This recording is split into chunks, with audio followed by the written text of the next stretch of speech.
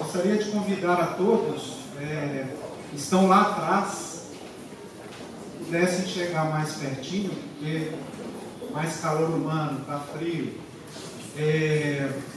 Então eu gostaria de convidar a todos vocês a participarem da segunda parte da Mostra Internacional da Cooperação Técnica do INCA no Brasil, painel 3, Organismos Internacionais e Linhas de Financiamento. Eu convido a subir ao palco os senhores Octávio Damiani do BID, o senhor Victor Valente do KfW e Leonardo Bichara Rocha do FICA. Por favor.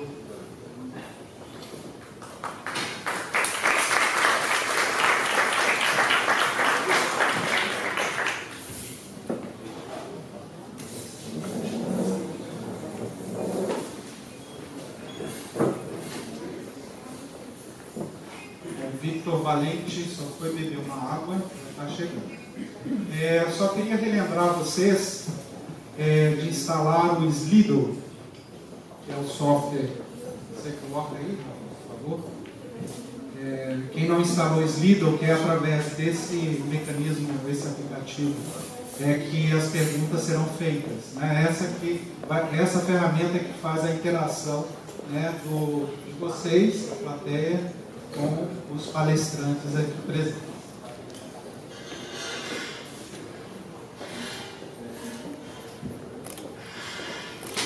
Pronto, está aí o Slido. Todos já instalaram? Por favor, levanta a mão quem já instalou. Sim? Ok. Quem não tiver o aplicativo ou não quiser instalar, podem entregar aqui na frente as perguntas, aqui para o Rodolfo, as perguntas dos nossos convidados. Bom, o terceiro painel terá como dinâmica uma breve apresentação de 10 minutos de cada organismo, abordando sua atuação nos seguintes pontos. Isso eu combinei previamente com eles. Que seria a abrangência geográfica de atuação, os desafios da cooperação de financiamento e técnica internacional para promover o desenvolvimento no Brasil, e a terceira e última, as prioridades para superar esses desafios. Após a apresentação dos três organismos, abriremos o debate para a plateia, que poderá fazer perguntas via plataforma Slido, que está na nuvem, e as melhores perguntas ranqueadas pelos presentes serão repassadas para a resposta dos três palestrantes. Então, essa que vai ser a nossa dinâmica de funcionamento a partir de agora. O primeiro palestrante será o senhor Octávio Damiani, especialista sênior em desenvolvimento rural e agricultura, representando o Banco Interamericano de Desenvolvimento BID. Com mais de 50 anos de existência, é uma das principais fontes de financiamento para o desenvolvimento da América Latina e o Caribe. Atua em 3 desafios de desenvolvimento: a inclusão social e equidade, produtividade e inovação, integração econômica. E 3 temas transversais: igualdade de gênero, mudança climática e sustentabilidade do meio ambiente, e capacidade institucional do Estado e Estado de Direito. A parceria institucional do BID com o ICA tem trabalhado no processo regional do 8º Fórum Mundial da Água, no sentido de realizar um levantamento da situação dos recursos hídricos nos países da América Latina e Caribe. No período de 2000 a 2006, atuaram no Programa de Combate à Desertificação na América do Sul, que tinha como objetivo principal o estabelecimento de uma linha de base de indicadores regionais para monitoramento dos processos de degradação e desertificação na região. A Embrapa também contou com a cooperação técnica do INCA e do BID para o aporte de consultores internacionais no atendimento à demanda de suas unidades de pesquisa em todo o país, entre outras ações. Bom, então, com a palavra, o senhor Damiani. Boa tarde a todos e todas. gostaria de agradecer ao Interamericano de Desenvolvimento o convite para participar deste evento e ter a possibilidade de conversar um pouco sobre o que o BID está fazendo no Brasil. O primeiro que vale a pena mencionar é que o Brasil é um país extremamente importante para o BID. É um membro fundador, um dos principais acionistas, e eu, atualmente, há vários anos, o principal cliente do BID, ao mesmo tempo que o BID é o principal financiador externo do Brasil. O BID, o que se chama Grupo BID, atua através de 3 grandes áreas no Brasil: a Corporação Interamericana de Investimentos, que no Brasil se chama de Brasil Invest, que é a parte do BID que financia o setor privado, são financiamentos a empresas. E uma segunda área é o Fundo Multilateral de Investimentos, que é um fundo gerido pelo BID, orientado a financiar projetos do setor privado, inovadores e com possibilidades de escalamento. E a terceira área é o próprio BID, que é a atuação com o setor público, e essa é a área que vou me concentrar mais, né? O BID, ou seja, o trabalho com o setor público no Brasil, atualmente inclui um total de 120 projetos que se encontram em execução de diferentes setores, com um financiamento do BID de um pouco mais de 12 bilhões de dólares. Essa é a carteira ativa atualmente. E a isso adicionamos 56 operações técnicas também em execução. O principal desse total é a infraestrutura de transportes e água e saneamento, que representa aproximadamente a metade da carteira, e o resto são setores como agricultura, educação, saúde, fortalecimento da gestão fiscal e algumas outras áreas. No que tem a ver com a agricultura, o trabalho do BID se orienta pela estratégia no Brasil, que foi preparada no ano 2015, cobrindo o período 2016 a 2018, e pela estratégia de agricultura e desenvolvimento rural, que é uma estratégia regional. Os eixos principais da estratégia no país são o aumento da produtividade e da competitividade, a redução das desigualdades e também o fortalecimento institucional dos 3 níveis do governo. No que faz a estratégia do setor da agricultura e desenvolvimento rural, os eixos são também o aumento da produtividade da agricultura e dos recursos naturais, com uma perspectiva de sustentabilidade, incorporando a mudanças climáticas. 8 minutos são os que ficam, né? Legal. Já tinha pegado. Peguei o suco. Já vão 8 minutos, acabou, né? Uma segunda, essa primeira dimensão envolve o apoio à pesquisa agropecuária, a transferência de tecnologia, a financiamento rural, principalmente. E uma segunda área importante na estratégia setorial é a de promover a sustentabilidade do uso dos recursos naturais. Isso tem a ver fundamentalmente com o apoio ao desenvolvimento de marcos jurídicos e institucionais e a formulação e implementação de políticas públicas. E uma terceira área fundamental é o fortalecimento das capacidades de gestão de riscos por desastres naturais e derivados da mudança climática. Então, essas são as 3 áreas fundamentais. O que estamos fazendo no Brasil? Atualmente, os projetos que se encontram em execução no Brasil, temos em total 7 projetos, dos quais 3 são empréstimos, 4 são recursos não reembolsáveis, de inovação e cooperação técnica. O financiamento do BID nesses projetos é de 320 milhões de dólares, dos quais 75 milhões são recursos de doação e o resto são empréstimos. Os 3 projetos de empréstimos são com estados, especificamente a Bahia, Acre e São Paulo.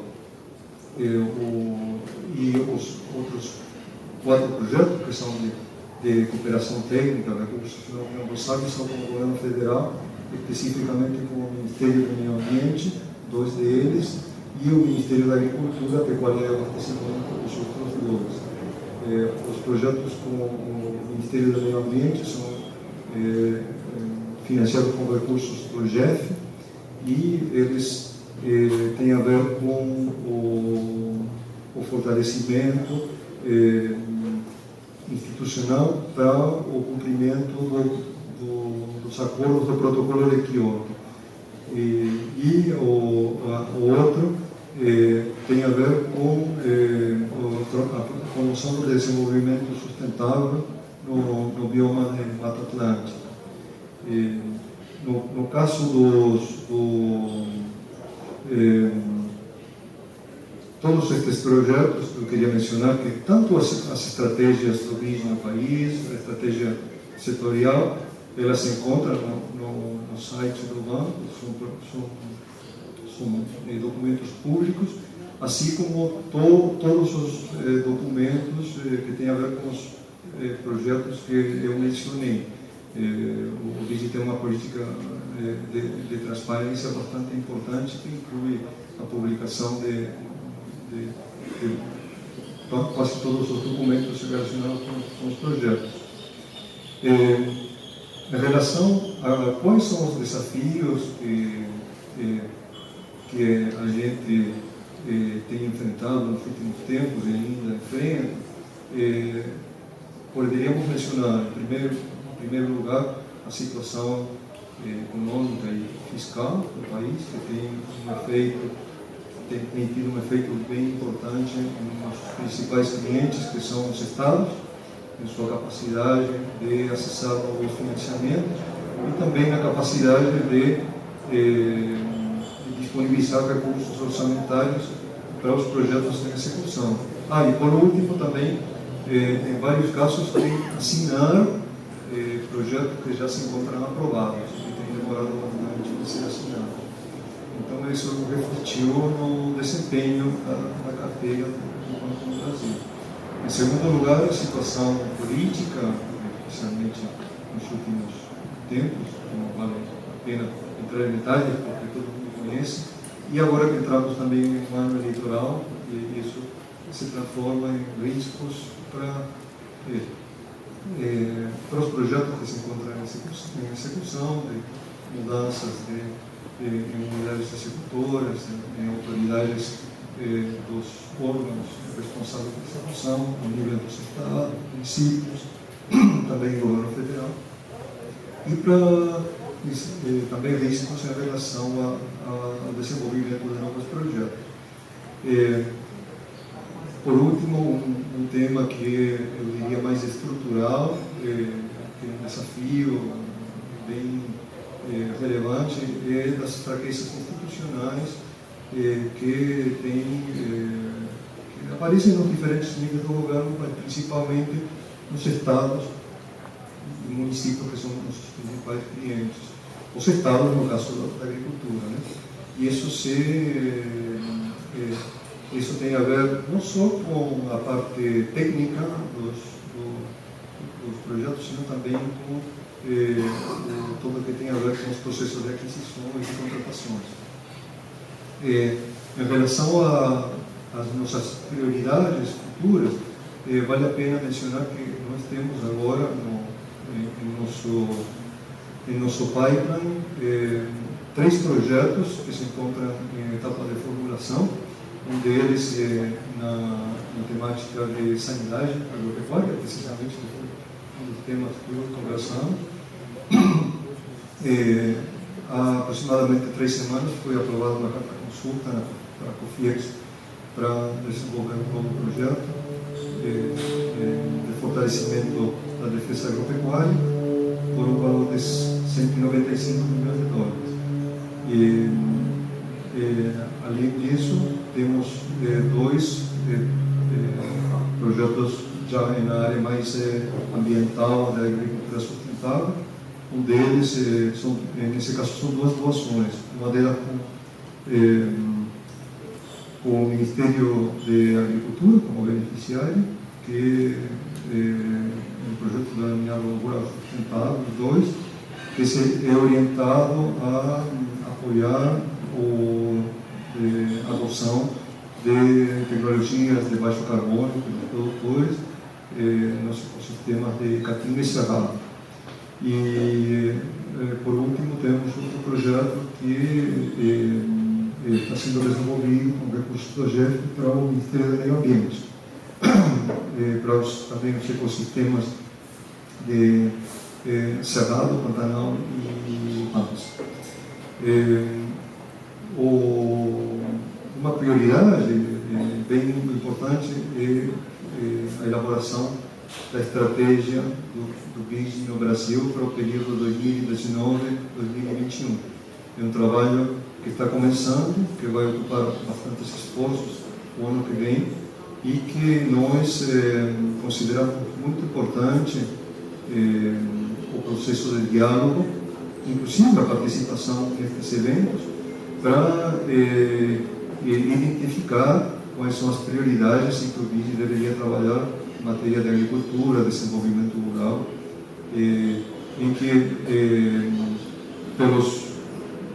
pelo que eu falei, vocês devem ter percebido que no montante do número de projetos que o BID tem, o apoio à agricultura é bastante baixo em relação à importância que o setor tem para a economia, geração de emprego e em termos também do desafio da redução da pobreza, já que uma boa parte da pobreza se encontra em áreas rurais, especificamente no Nordeste. Embora ainda não se encontre em processo, está para ser definida essas orientações estratégicas, eu penso que pela importância dos temas e também pelas prioridades institucionais do BID, imagino que vamos ter uma concentração nas regiões Norte e Nordeste, provavelmente. Né? No Nordeste, em alguns casos, pela importância dos desequilíbrios regionais, da pobreza rural, no caso da Amazônia, pela importância do ecossistema amazônico, e no caso do Nordeste, pela importância da pobreza rural, do semiárido, e provavelmente vamos continuar trabalhando em o que se pode chamar de bens públicos, como a sanidade agropecuária, e possivelmente promover o desenvolvimento inclusivo da agricultura. O crescimento que já está projetado em aproximadamente 0,70%, e para 2018 perto dos 2%. E para quem conhece o componente PIB, os componentes do PIB, né, a gente tem o consumo doméstico, temos os gastos do governo, temos exportações e importações e temos investimento. Né, e não existe produtividade, né, e a produtividade ela é sinônimo de desenvolvimento e de bem-estar, e não existe produtividade sem investimento, né? E sem esses outros componentes do PIB. Então, estamos falando de instituições de financiamento, né? Então, eu deixo essa reflexão para vocês, a questão da produtividade e o quão importante é a questão do investimento para os diferentes setores da economia. Ok? Desculpa, me empolguei aqui. O segundo palestrante dessa tarde será o senhor Victor Valente, coordenador de projetos de saneamento e mobilidade urbana, representando o KfW, Banco de Desenvolvimento. O KfW é um dos bancos de fomento líderes do mundo, especializado em políticas de desenvolvimento. Com mais de 50 anos de experiência, se empenha em melhorar as condições de vida econômica, social e ambiental no país e no exterior em nome do governo federal alemão. Com fundos do orçamento federal e recursos próprios, financia investimentos e programas de reforma em vários setores, como saúde, educação, abastecimento de água, saneamento básico, energia, desenvolvimento rural e desenvolvimento de sistemas financeiros. Em parceria com o ICA e o governo do estado da Bahia, atua no projeto de ampliação do sistema de esgotamento sanitário de Camaçari e Dias Dávila e implementação de uma estação de tratamento de esgoto com aproveitamento de biogás. Então, com a palavra, Victor Valente. Boa tarde. Então, vou apresentar o KfW. O Davi que convidou, a gente está nessa parceria junto com a Embasa. E eu tenho tido a felicidade de estar trabalhando também em parceria com o ICA, agradecer o convite. Bem, o KfW, como foi colocado, é um banco não é um multilateral, é um banco bilateral. Ele é um banco alemão e que foi criado em 1948, no pós-guerra. A Alemanha tinha passado pelo processo tinha acabado a guerra, então o KfW recebeu, para receber recursos do Plano Marshall, a reconstrução da Alemanha, foi criado esse banco. Claro, essa função de banco de reconstrução não existe mais, mas esse banco continua existindo, o maior banco de desenvolvimento da Alemanha, e ele pertence aos Estados Federados e ao governo federal da Alemanha.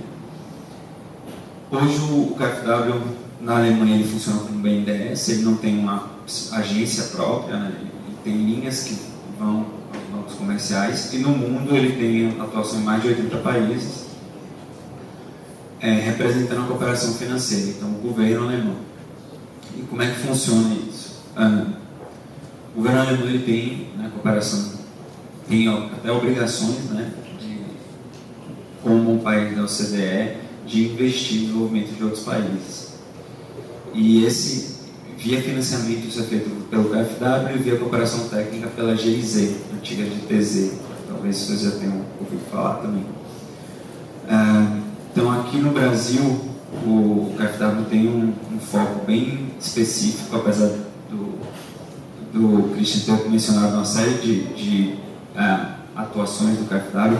No Brasil, o foco é combate às mudanças climáticas, principalmente, e proteção da floresta. Por que isso? O entendimento do governo alemão, dentro da cooperação com o Brasil, de que o Brasil é um país emergente e que as políticas públicas de infraestrutura, principalmente, elas são vistas mais como uma prioridade interna e não que precise de um apoio internacional. Então, mais um parceiro, né, para questões globais. Só que aí dentro tem um pacote grande, né? Falando em mudança climática, a gente está falando de muita coisa. E aí, hoje a atuação do KfW, nós somos poucos aqui no Brasil, né? E a atuação do KfW é muito centralizada mesmo na Alemanha, a base em Frankfurt. Existem 2 colegas trabalhando na área de florestas, né? E aí o foco é tanto federal, financiamento não, fundo perdido, né? Federal, estadual e via bancos também, né? Junto a bancos no financiamento. Tem a área de energia e aí principalmente foco é eficiência energética e fontes renováveis de energia, tá? E isso via Estado, também parceria com empresas públicas, e é sempre órgão público, empresas públicas, Estado e bancos de desenvolvimento também, via linha de financiamento.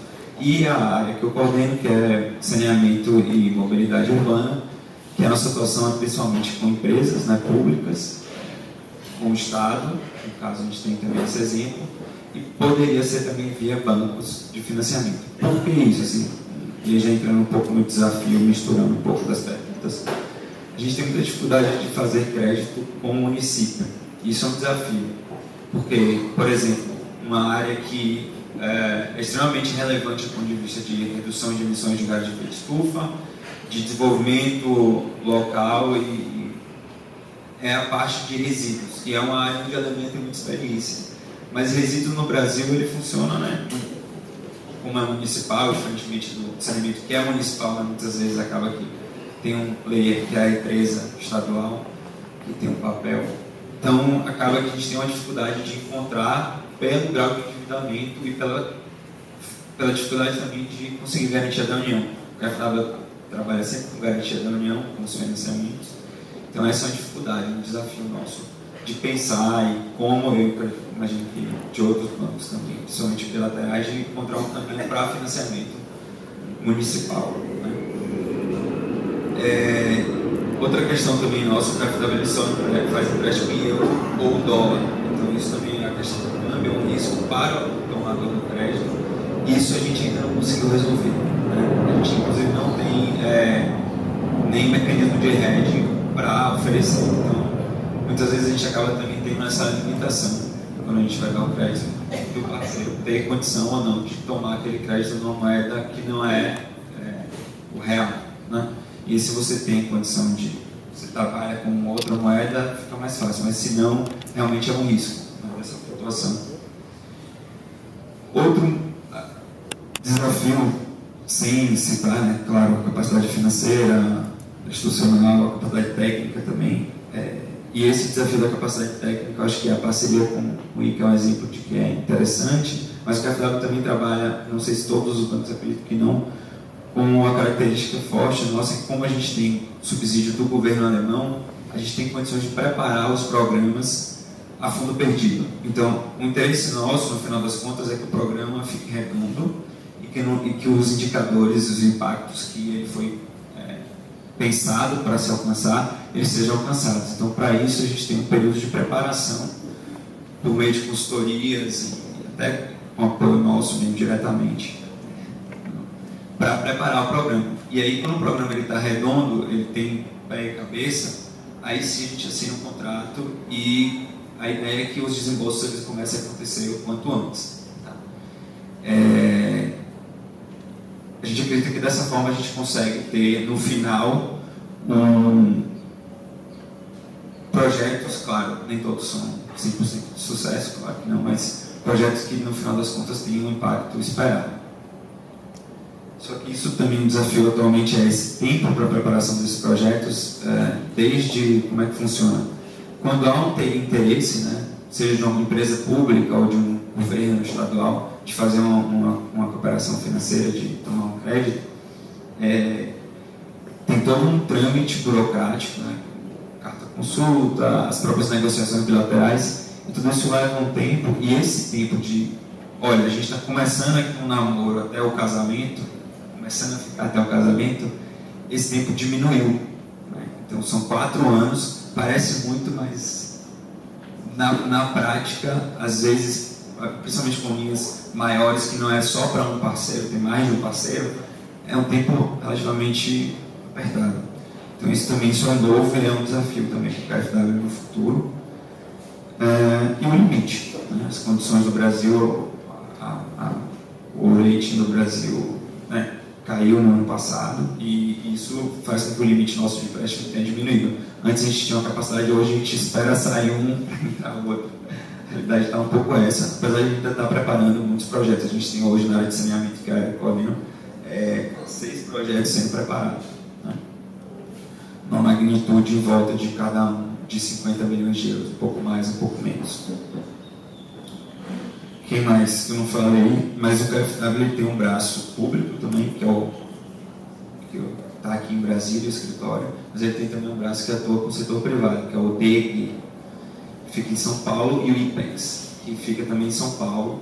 Essas duas instituições, uma ela financia projetos aqui no Brasil, ou em qualquer lugar do mundo, de empresas europeias, o IPEX, e o DEG é como o KfW, que localmente, só que em vez de dar financiamento para uma empresa pública ou para órgãos públicos, é para o setor privado. No total, em média, a gente tem um giro de 300 milhões de euros por ano dentro desses 3 setores principais, 4 na verdade: mobilidade urbana, saneamento, energia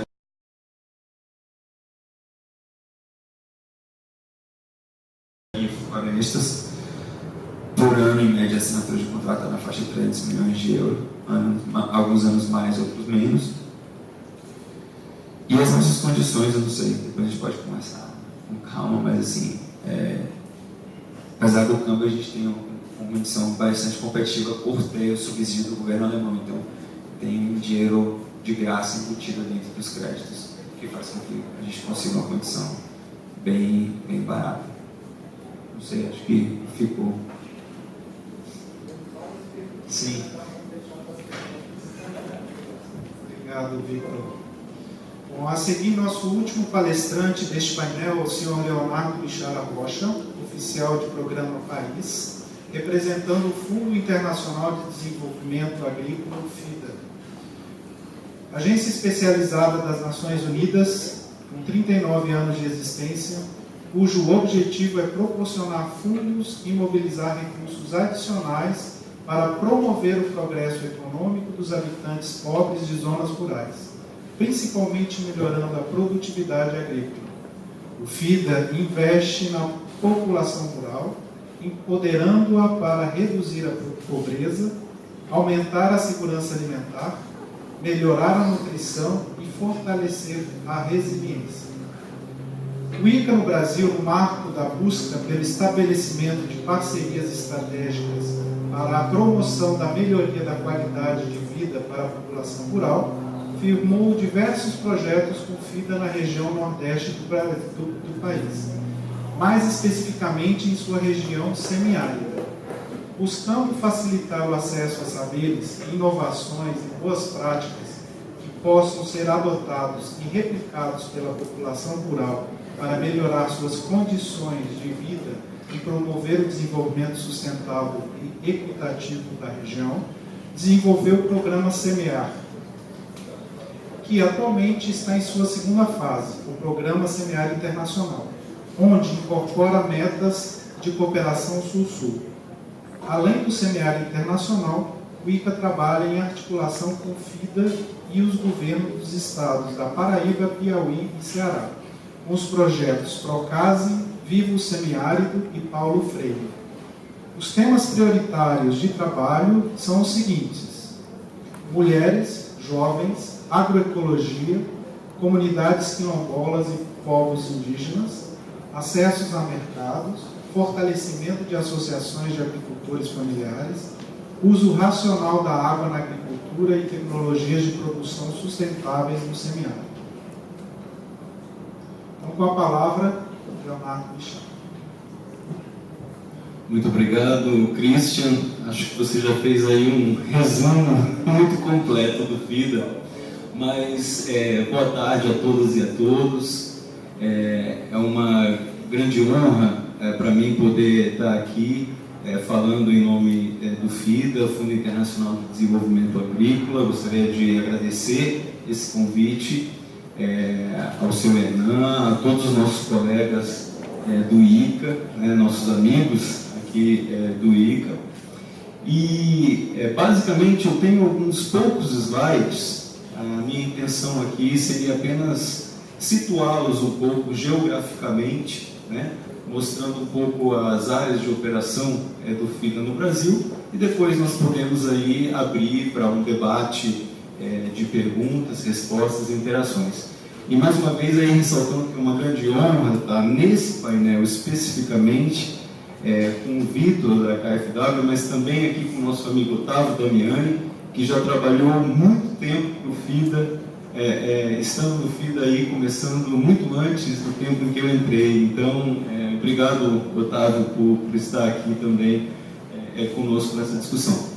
Mas, indo para a apresentação, as minhas poucas palavras aqui a respeito do nosso trabalho aqui no Brasil seria para situá-los um pouco da origem do FIDA.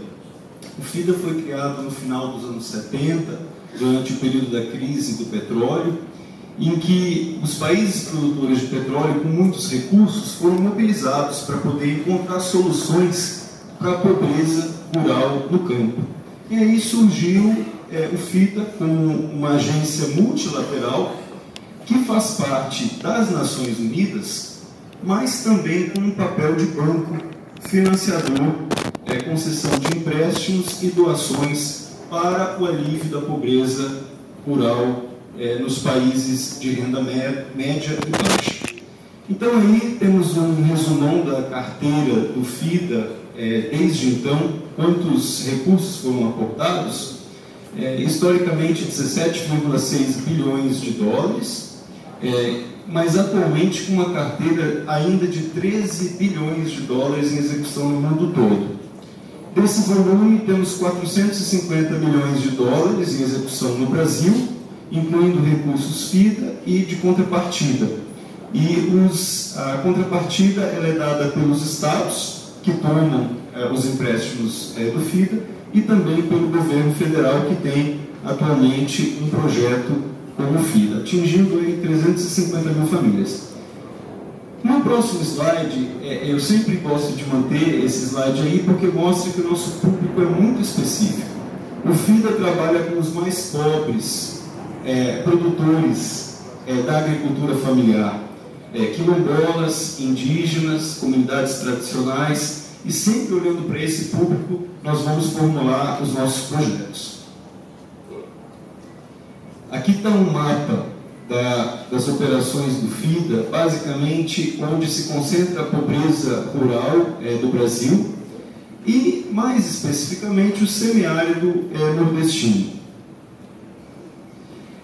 Essas áreas coloridas e pontilhadas são as áreas que efetivamente estão incluídas nas áreas de intervenção do FIDA hoje, com os acordos, com os projetos nos estados, como já foi mencionado, Ceará, Paraíba, Sergipe, Piauí e Bahia. Temos aqui, inclusive, dos nossos estados, representantes do projeto Procase, que tem um PCT com o ICA. Paulo Freire, no Ceará, estamos fazendo a missão de supervisão agora nessa semana.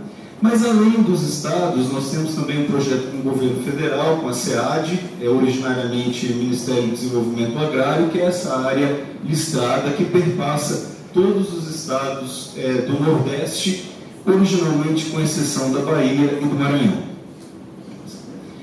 Aqui, para quem quiser consultar depois, os recursos que o FIDA aplica em cada um dos estados, com os quais nós temos projetos, aí destacando os projetos estaduais, ProSemiárido na Bahia, Paulo Freire no Ceará, Procase na Paraíba, Viva o Semiárido no Piauí, Dom Távora em Sergipe, um projeto com o governo federal, o Helder Câmara 2, executado pela SEAD, e 2 novos projetos que ainda estão em fase de negociação e assinatura, que são os projetos do Maranhão e o projeto de Pernambuco.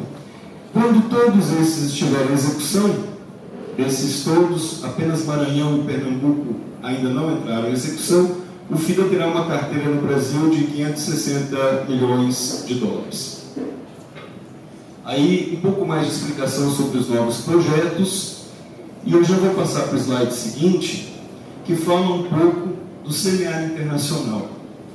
O semiárido internacional, como já foi dito aí pelo Christian, é hoje o único programa que implementa a doação do FIDA para o Brasil, que iniciou-se já na parceria com o ICA em 2011, com recursos de 4,8 milhões de dólares, e agora foi renovado para mais 2,5 milhões de dólares.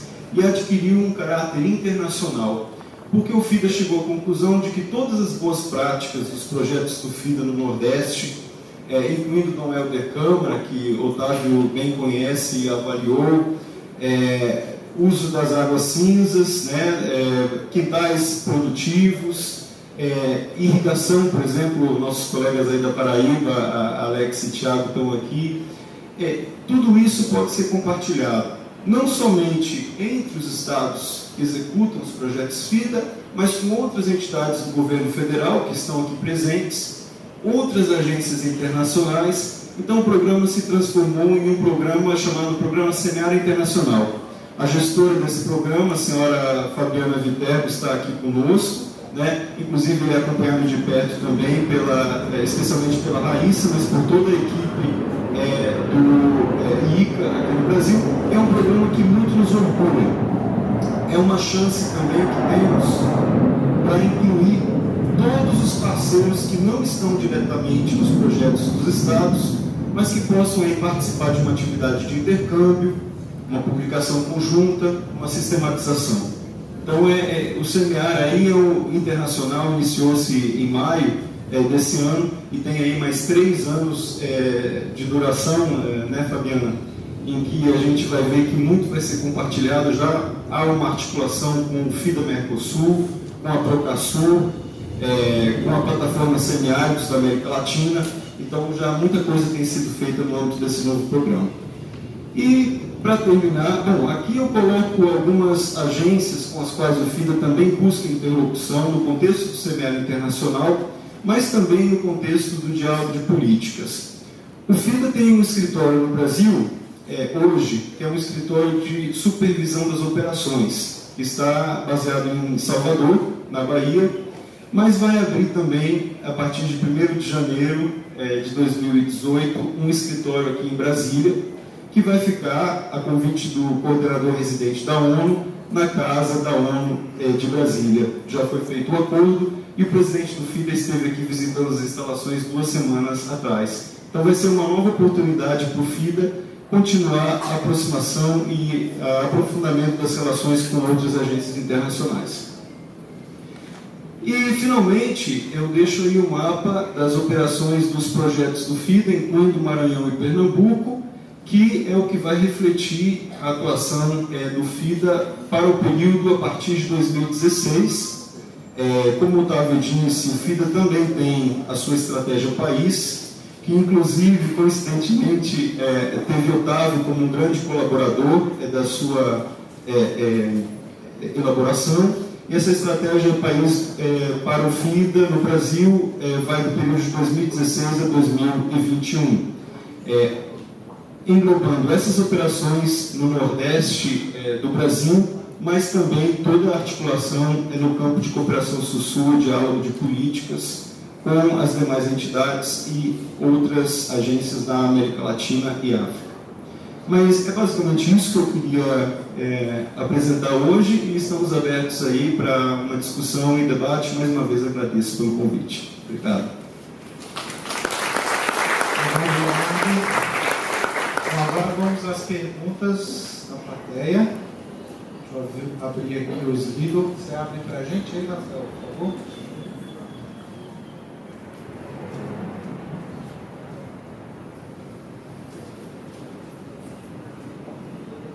Bom, a mais votada é do Herbert, consultoria Icamapa. A pergunta é: o BID financia projetos a fundo perdido ou apenas por empréstimo?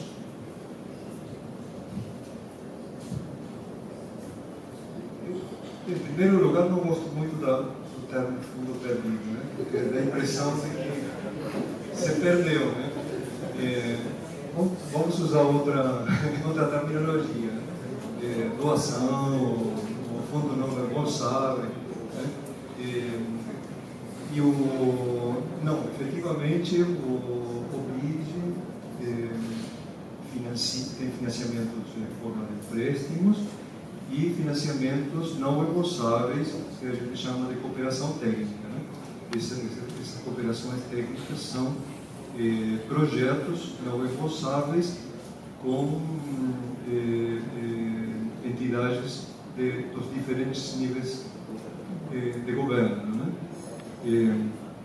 Normalmente. Como eu mencionei antes, inclusive nós temos no setor de agricultura e desenvolvimento rural, temos atualmente em execução menos empréstimos que cooperações técnicas, né? Temos 4 cooperações técnicas e 3 projetos de empréstimos em execução. Claro que sim, os valores dos empréstimos são bem mais altos, né? Só uma questão.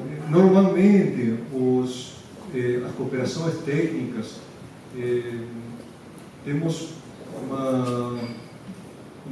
certas diretrizes, né? Porque o banco financia em forma não reembolsável. Geralmente, uma das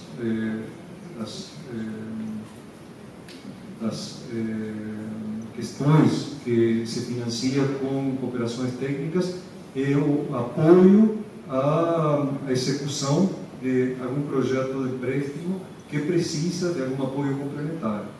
Essa é uma das linhas. Outra é o desenho de um novo projeto. Geralmente ele se financia através de uma doação, de uma cooperação técnica. E outra são o que a gente chama de bens públicos, né?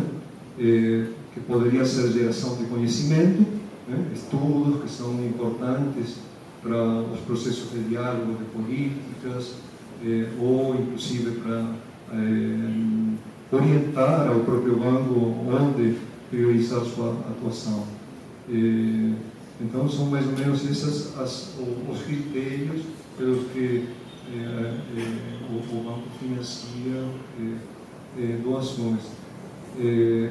Quanto a bens públicos, aí temos, além de conhecimento, a questão de sanidade agropecuária, é um dos temas que a gente está trabalhando agora, e os temas ambientais, nos quais também se colocam muitos recursos em forma de cooperação técnica, né? De fato, são os projetos na área da agricultura, as doações são importantes. Os projetos que estão sendo financiados de forma não reembolsável com o Ministério do Meio Ambiente, um deles é de 36 milhões de dólares, não reembolsável, outro de 4,1. E aquele de sanidade agropecuária com mapa de $500 milhões, e o outro que tem a ver com mudanças climáticas, que eu mencionei, que era para promover a adoção de tecnologias de baixo carbono, são 36 milhões. Então, existem recursos não reembolsáveis, mas com aquelas orientações. Deixa eu ver se eu entendi. Basicamente, então, os fundos não reembolsáveis, eles se materializam pela cooperação técnica. Não necessariamente um dinheiro que cai na conta do governo ou do organismo internacional. É isso? Muito bem. Próxima pergunta. Como acessar os documentos ou templates do BID para iniciar uma solicitação de financiamento de um projeto?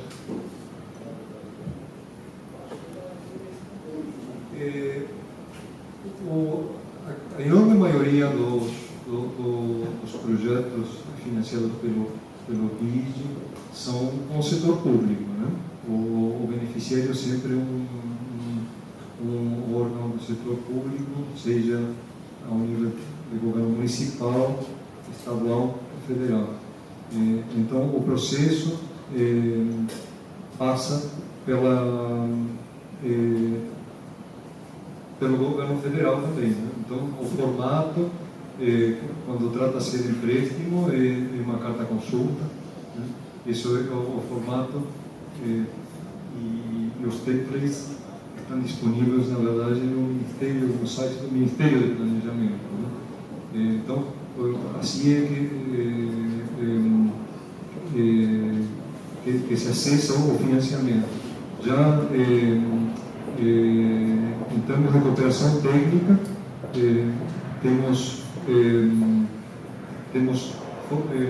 sim formatos, mas sempre são do setor público, né?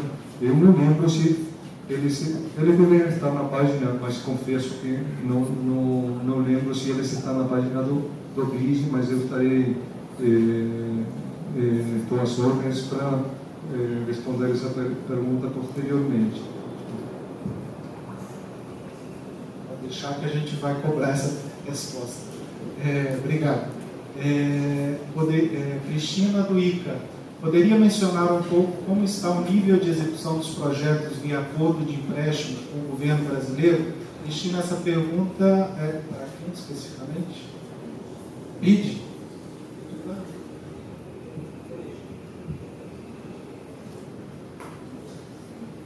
Governo brasileiro e governo federal? O governo federal, estamos falando? Eu vi que tem outra pergunta em algum lugar que também perguntava, que eu vou aproveitar também para responder, que perguntava qual é a proporção de projetos com o governo federal, estadual e municipal. A enorme maioria de nossos projetos são com governos subnacionais, estaduais e municipais. Eu não tenho assim o valor exato, mas dando uma estimativa razoável, eu diria que mais ou menos 60% da nossa carteira, ou um pouco mais, com os governos estaduais, empréstimos com os governos estaduais. E com governos municipais, aproximadamente 30%, 35%. Então, o governo federal é muito pouco, ou praticamente não tínhamos, que eu lembre, até o ano passado, projetos de financiamento com o governo federal. Até porque essa foi uma política do governo federal por vários anos, de privilegiar os financiamentos externos com governos subnacionais, e o governo federal não tomava empréstimo nos governos anteriores. O ano passado e o ano atrasado, por uma questão, eu acredito que conjuntural, pela situação dos estados, foram aprovados alguns empréstimos de volume importante com o governo federal, ou com entidades vinculadas, que eram basicamente o BNDES, Banco do Brasil, Caixa Econômica Federal e FINEP.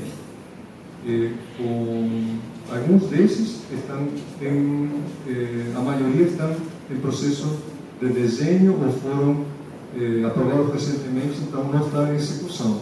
O BNDES é o único que sim se encontra em execução desses. Então, falei tudo isso respondendo àquela outra pergunta, mas é útil para esta do governo brasileiro. Praticamente não temos, com exceção desse projeto com o BNDES, não temos em execução nenhum projeto com o governo brasileiro. Então, falando de qual é o nível de execução,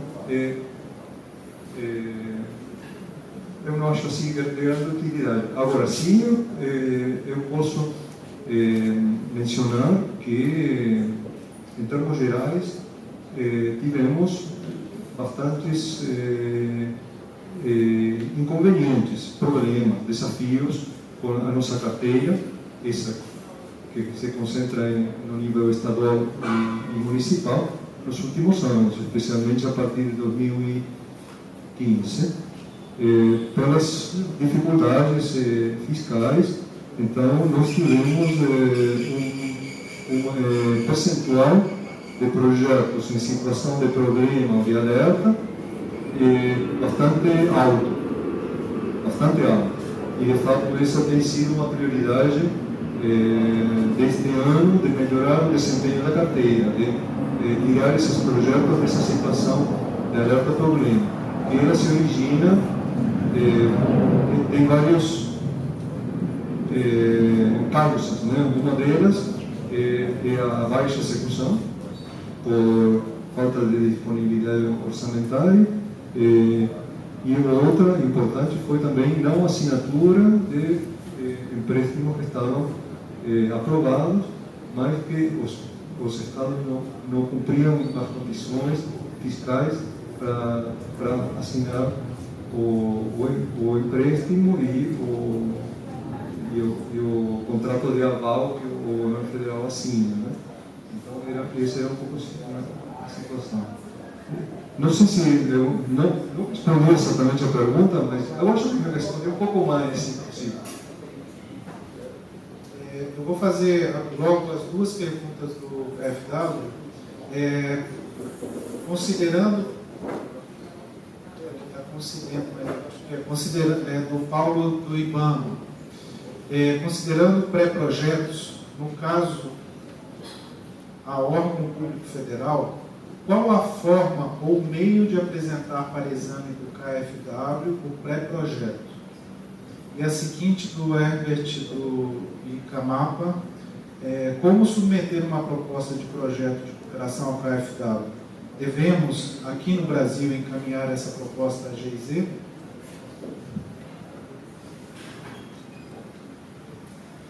Então, Paulo, cadê o Paulo? Com relação à sua pergunta, considerando projetos, pré-projetos. No caso, vou falar aqui da experiência que eu tenho, que é principalmente não com o governo federal, mas em geral é assim, tá? Geralmente as pessoas vêm, ou as instituições vêm no KfW falando, olha, a gente precisa de recursos para isso, mas já não tem um pré-projeto, necessariamente. Quando você está falando de um pré-projeto, melhor ainda você já tem algo, né, estruturado.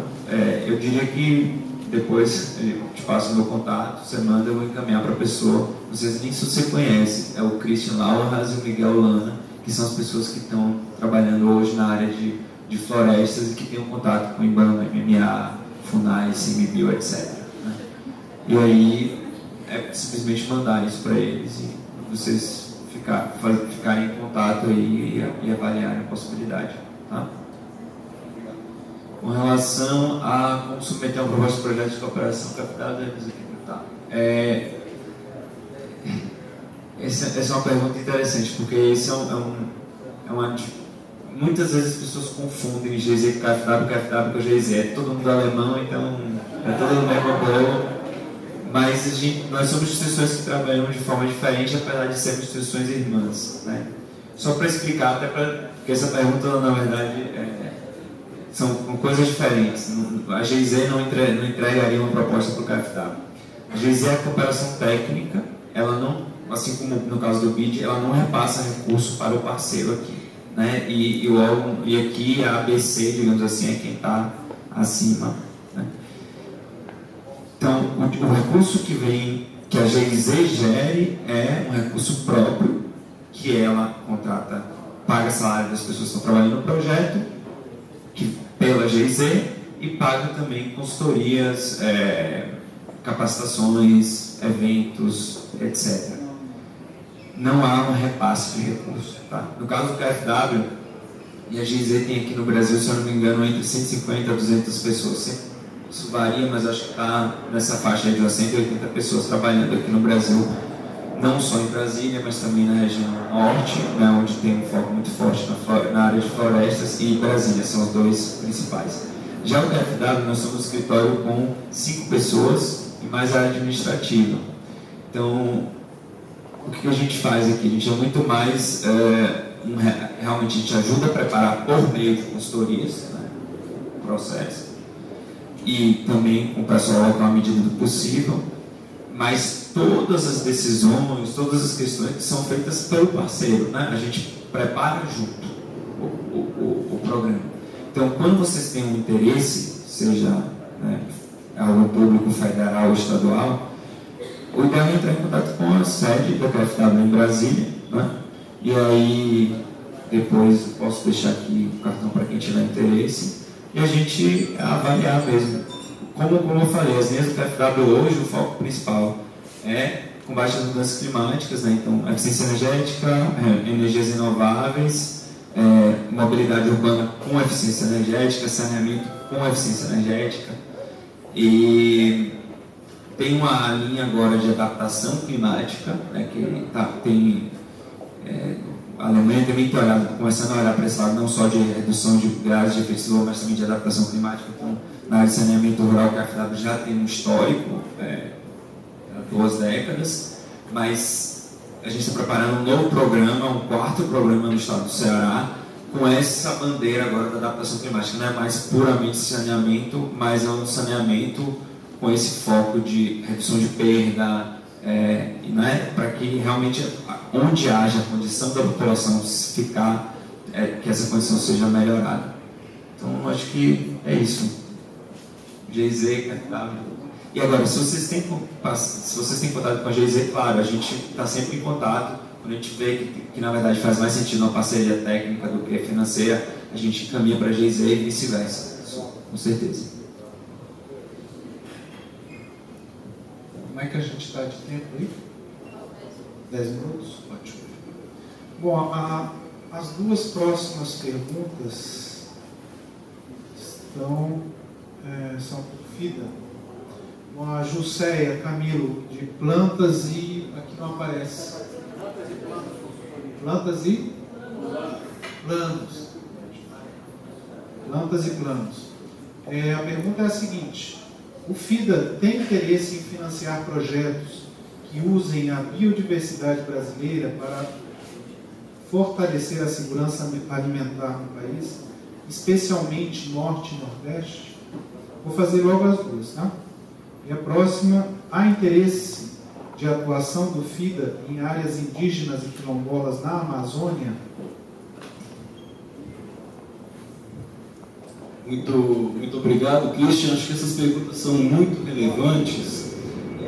Componente biodiversidade e preservação do meio ambiente, ela está intrínseca a todos os projetos do FIDA no Brasil.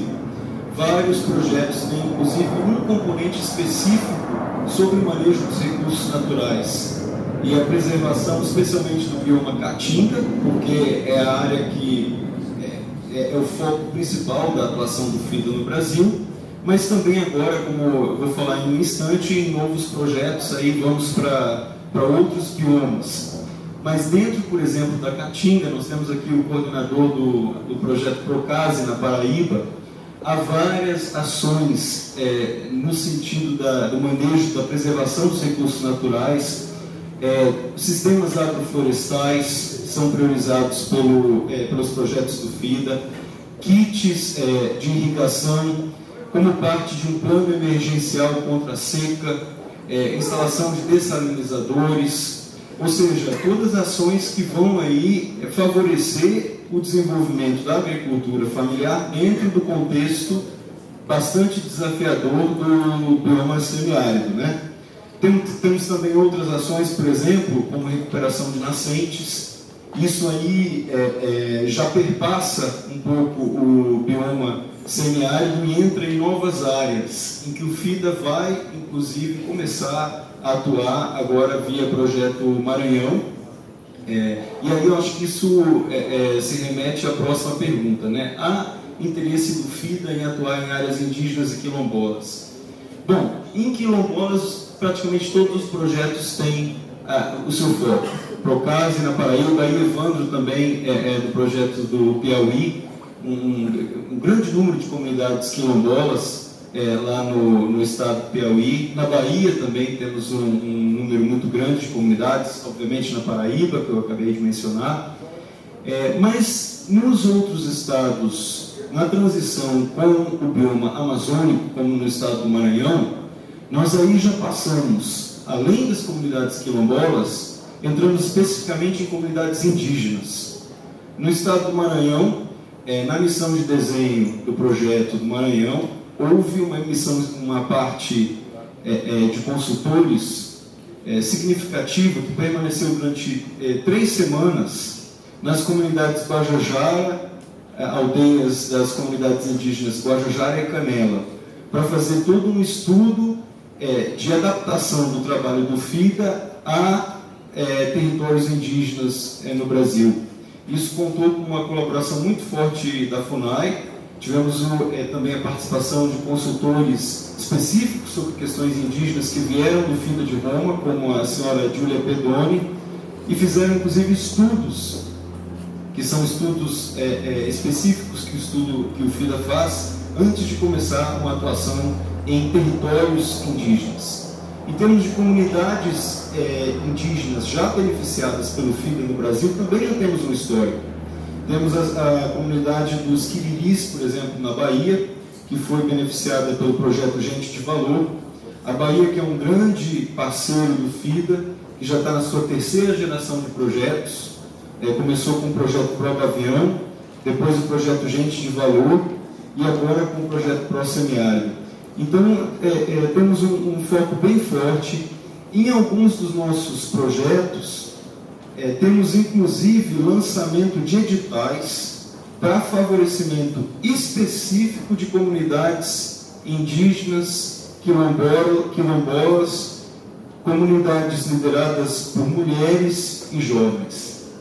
E isso movimenta um volume expressivo de recursos que são sempre, no caso do FIDA, nos acordos do FIDA com os estados, muitas vezes sendo empréstimos do FIDA ao Estado, os recursos repassam para as associações a fundo perdido. Quer dizer, também não gostamos de usar essa expressão, mas são efetivamente convênios com as associações em que elas recebem os recursos nas suas próprias contas.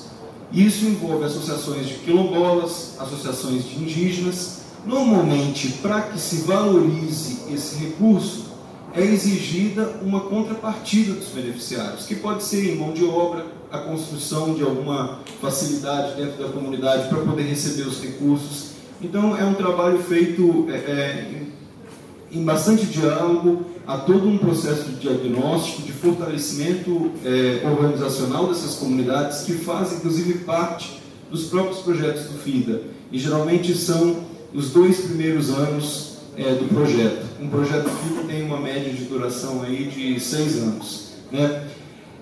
Finalmente, na questão dos desafios, bom, os projetos estão ali, os recursos foram repassados às organizações, às associações, eles produzem, aumentam o valor da produção, e a gente acha que o próximo desafio, o grande desafio que existe hoje para a agricultura familiar, é a questão da comercialização desses produtos. Então é nisso que o FIDA está focando agora, tanto por meio de sua doação, o Semiárido Internacional, com consultorias específicas contratadas para isso, mas também por meio de outros acordos com agências parceiras, como, por exemplo, um acordo recente que o FIDA fez com o Slow Food na reunião da semana passada em Maceió.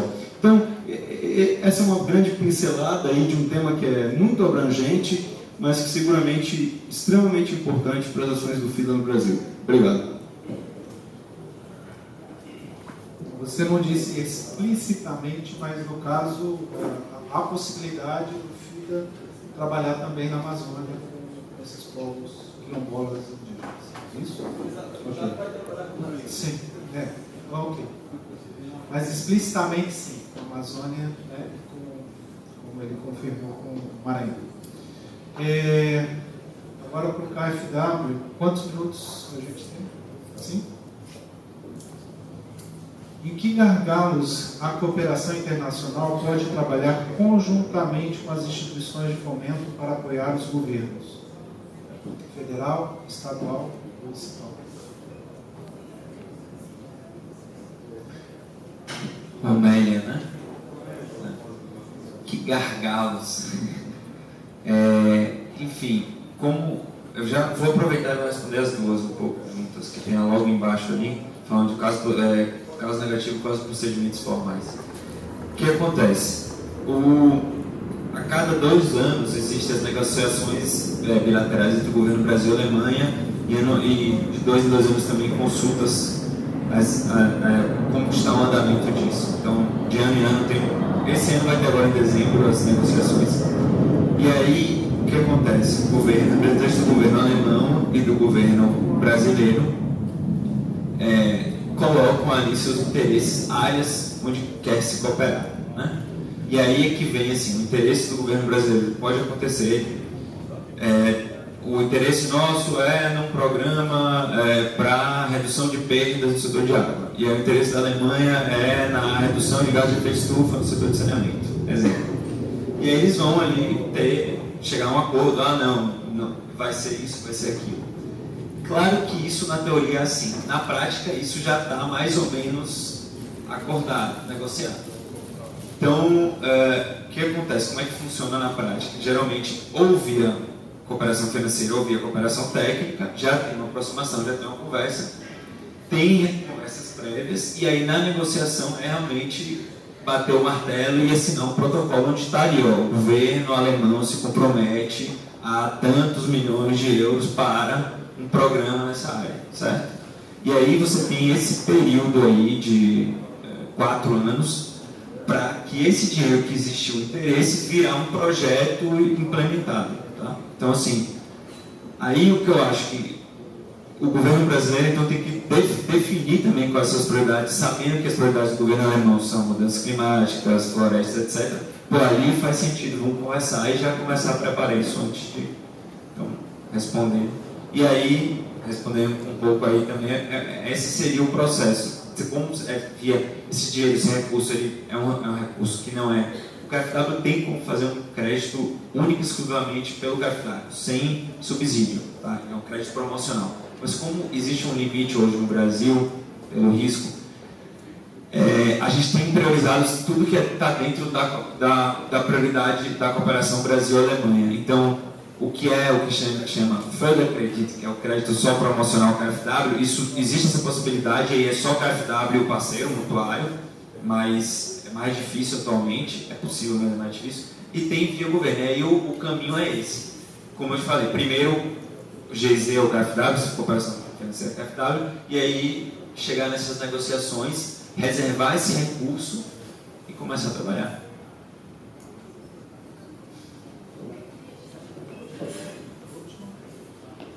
Posso sortear aqui? Ou tem que seguir o protocolo? Essa primeira? Vamos lá. É da Romélia?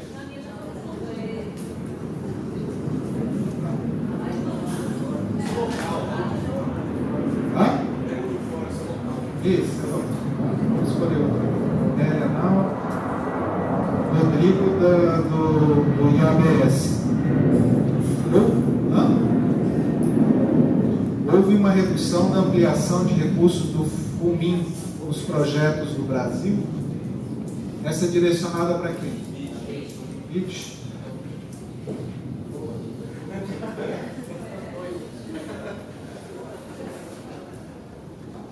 Eu, na verdade, não tenho elementos suficientes para responder essa pergunta. Nós temos nossos especialistas do FUMIN aqui no escritório do banco em Brasília. Como eu falei, o grupo BID se compõe em 3 áreas, né? A área do setor privado, o FUMIN e o próprio BID, que é a minha área. Eu sim conheço vários projetos do FUMIN que estão sendo executados na área, no setor agropecuário. São aproximadamente 6 projetos. Sempre são projetos de entre 2 e 3 milhões de dólares, ou seja, são projetos menores, são reembolsáveis parcialmente, financiam entidades privadas, mas eles têm eles precisam ter um reembolso. A aplicação, a orientação desses projetos, hoje, a maioria estão bem orientadas ao desenvolvimento de modelos de apoio à agricultura com uma perspectiva de adaptação a mudanças climáticas, de aplicação de tecnologias de baixo carbono, de atenção e de incorporação da agricultura familiar a esses temas, né? Agora, em termos de volume de recursos, não posso dizer se tem acontecido uma diminuição, inclusive pelo fato de que eu há um ano que estou no BID. Então, mas é possível, sim. É possível porque o FUMIN está passando por uma reestruturação neste momento, né? A escala do fundo mesmo, né? Então, é possível, mas não posso responder em relação a quantos recursos estão sendo colocados em relação ao seu período anterior. Obrigado. Bom, e a última pergunta agora vai ser a última, viu, pessoal? Prometo. Na verdade, a gente selecionou essa pergunta porque é uma pergunta aberta aos três, né? Que é a seguinte: as instituições que compõem a mesa são signatárias da Agenda 2030? É uma pergunta do Paulo do IBAMA.